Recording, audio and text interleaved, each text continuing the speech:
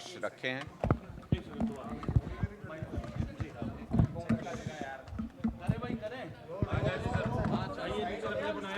थोड़ा सा नीचे कर लो माइक, थोड़ा सा नीचे। दो तीन महत्वपूर्ण मुद्दे थे जिन पर आज हमने चुनाव आयोग के सामने अपनी बात रखी है। सबसे महत्वपूर्ण मुद्दा कि हम लोग अपनी लीगल टीम सेटअप करके हर एक परमिशन के लिए प्रॉपर तरीके से अप्लाई कर रहे हैं। तो जो भी रिस्पेक्टेड डिस्ट्रिक्ट इलेक्टोरल ऑफिसर्स हैं उनको चुनाव आयोग की तरफ से ये इंस्ट्रक्शंस होने चाहिए कि किसी भी तरीके के परमिशंस में हमको परेशान नहीं करें। जब हम लीगल तरीके से जो भी रिक्वायरमेंट्स हैं वो सब फुलफ़िल कर रहे हैं, जैसे मान साहब के रोड शो से ठीक पहले हुआ कि वहाँ पहुँच के टीम्स पोस्टर्स वगैरह हटाने लगी, उससे पहले का इंसिडेंट आपकी जानकारी में है ही। तो किसी भी इस तरीके के जो डिस्ट्रिक्ट इलेक्टोरल ऑफिसर्स हैं वो बायस्ड बिहेवियर ना शो करें, इसके लिए हमने चुनाव आयोग के समक्ष अपनी बात रखी है। दूसरी महत्वपूर्ण बात कि बहुत सारे इलेक्शन ऑफिसेज में टेम्परेरी कॉन्ट्रेक्चुअल एम्प्लॉयज़ का इस्तेमाल किया जा रहा है। हमने अपने कंसर्न, जो कैथल वाला केस था उसमें भी यही सामने आया था कि कई कॉन्ट्रेक्चुअल एम्प्लॉयज़ उसके अंदर थे। हमने अपने कंसर्न चुनाव आयोग के सामने रखे हैं कि कॉन्ट्रेक्चुअल एम्प्लॉयज़ में से बहुत सारे लोग पॉलिटिकल सिफारिश से लगाए जाते हैं और कोई लायबिलिटी भी कानून के हिसाब से पब्लिक सर्वेंट या गवर्नमेंट सर्वेंट की बनती है, कानून में मेंशन है।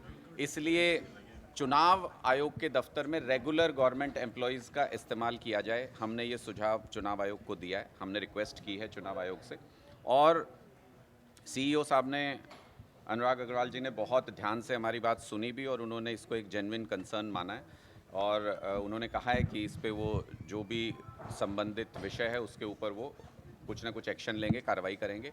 एक महत्वपूर्ण मुद्दा ये था कि कल हमने ये देखा कि मनोहर लाल जी करनाल में मीडिया से बात करते हुए, आज के दिन ना वो मुख्यमंत्री हैं, आज के दिन ना वो मंत्री हैं, आज के दिन ना वो विधायक हैं, सिर्फ और सिर्फ भारतीय जनता पार्टी के उम्मीदवार हैं। आज के दिन वो, उनके पास कोई कॉन्स्टिट्यूशनल पोजीशन नहीं है।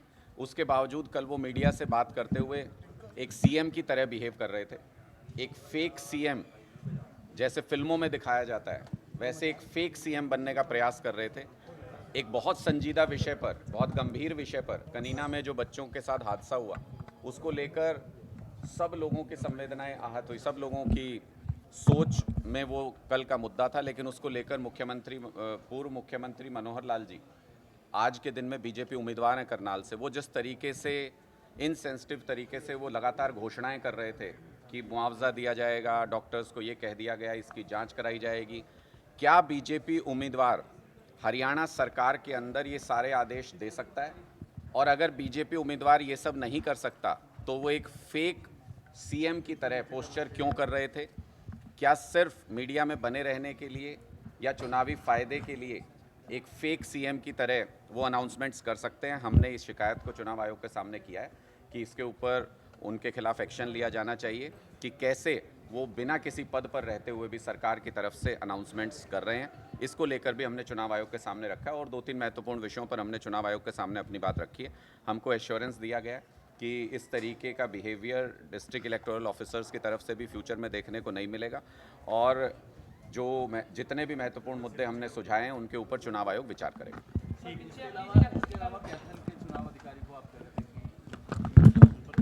वो सब चुनाव आयोग के संज्ञान में है और जो सीईओ साहब हैं उन्होंने हमें बताया कि उसके ऊपर अभी कार्रवाई चल रही है कई तरीके की। उसमें फर्दर जांच में भी कई सारी चीज़ें निकल के आई हैं जो हमको उसके बारे में सूचित किया गया है।